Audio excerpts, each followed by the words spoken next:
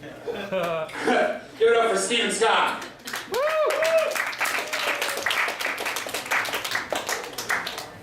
Woo! What's up, everybody? How you guys doing? Yeah, I like the vibe. I like the feedback. That was good. You guys are getting good. Okay. Anyways, so I don't know if you guys knew this. I've been doing stand-up for 5 years, and mainly it's because I'm just a huge nerd. Okay. And I know it's weird because I'm not like unattractive nerd, you know? I'm not that guy who's like, oh, he probably smells like ass, let's stay away from him. You know, I'm that guy who's good with your kids because I don't scare them, but I can also have a conversation with them about whatever TV show they're watching, you know? I'm like, oh, I love this episode. And everybody will be like, that's weird, you know? And dating for me is even weirder, mainly because, you know, I'm a nerdy guy, and this actually happened. I'm driving up to the date's house, and I had to like fart. I'm like, oh man, I know what's gonna happen. As soon as I do it, she's gonna come out. I know this. And then I get that text. I'll be out in 2 minutes. Just wait. Yes! And of course, 2 minutes turns into 2 seconds. Like the second I'm doing it, the second the cheeks close, she comes out of her house. I'm like, shit. She comes in, she's like, what is that smell? I'm like, I don't know, it's probably you. Why don't you wash? Don't ask me. It's bad for me because whenever a girl, like her parents like you more than she actually does, you know? Her parents will be like, all right, well, we're going to be gone for about 30 minutes, so if you guys want to do anything, and their dad's looking at me, he's like, I'm like, what is that? I come back, he's like, hey, what's up? He goes to knock me. I'm like, you're her father.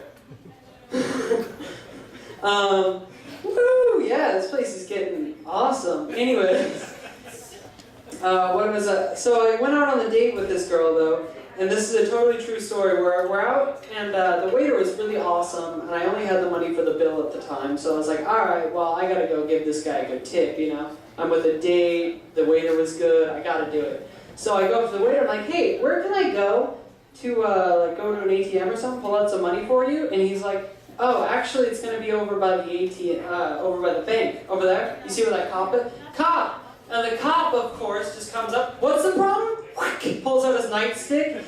And it's bad if, like, your date sees you as a grown man crying, you know? You're, no! Stop! I didn't even do anything! He's like, yeah? Why did you leave the bill? He's like, no, it's fine, it's fine.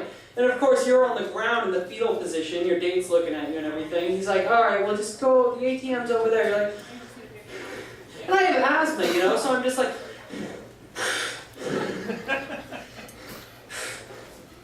oh man, this is getting awesome. So, I actually decided to write a list of things that make you a poor person.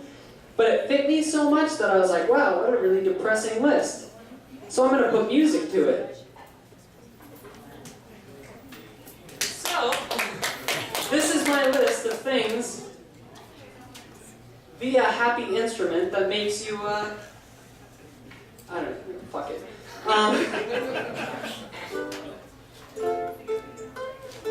Okay, so this is the list. Ready? Ready.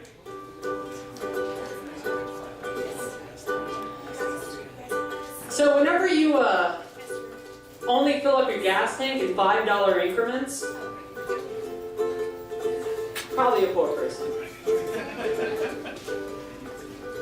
And if everything you own is a hand-me-down, you're like, hey Dad, are you done with these socks? He's like, there's holes in them. Yeah, but there's only 2 holes in them. If you recycle because it's not the right thing to do, because you need that extra, like, $5 for your gas. And if you don't go near the library anymore because you owe a fine of $3.45 and you actually think they're going to come after you.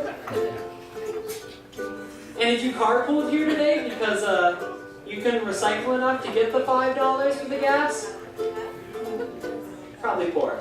Thanks guys, that was my time.